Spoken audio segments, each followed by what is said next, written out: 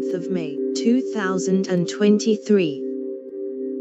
Canada wildfires. Dashcam captures drama of driving through it. The Canadian city of Halifax declares a state of local emergency after a wildfire causes power cuts and evacuations.